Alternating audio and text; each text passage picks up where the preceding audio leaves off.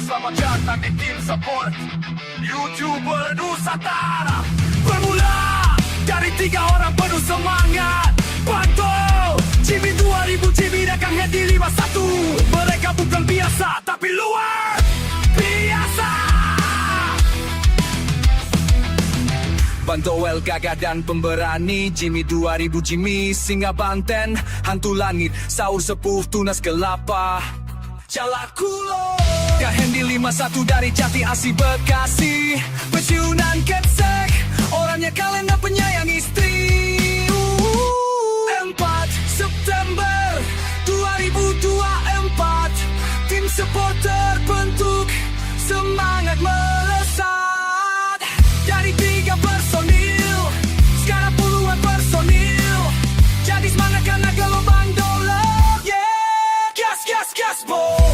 Bengkau wow menggebrak untuk terus semangat nonton. Bunda Suli Sasmi, Bujan Bunda Ciput, macan rembulan purnama bersinar 08. Dapur Mais memantau yang terhormat, guru kita Panglima Esa Santu, Sastra Yanto, and Justice for Akun Sidia Prianto, Akun Siluman ngumpet di balik monitor.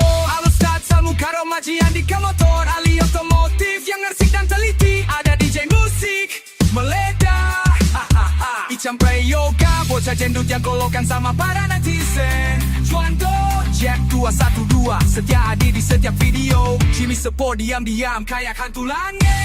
Johan Moya Moya, salam pedas mampus. Jurnalis pasar, bandarikan segar, Kemangi Wangi jagonya editing video.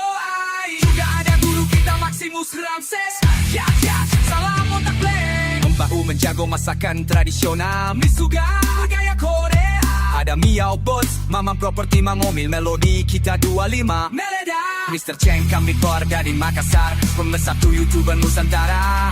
Muhammad Jarwa Rizal multi video, guru kita Muhammad Yani 7 Enamen Uswanimbo dari Salam Chat Duko and Lamik dari Argentina. Pangeran Sungguh Langit Firma Pemesel dari Kautara. Banyano manusia misterius, puisiku motivasiku, ruangan sana. Guru matematika cerdas, edukasi tak pernah habis. Sakura Taman Nawawi, salam Nusantara Magelang, serta Noren Jujus. Selamat pagi, pagi-pagi diselamati. Jos, Uci Sanusi, Wesley Gibson, alias Pocong Kebon, Yatino bocah gunung tetap sapa walau sibuk.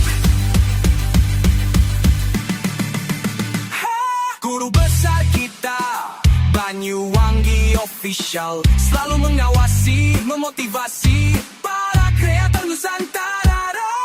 Ali Bonsai, konsisten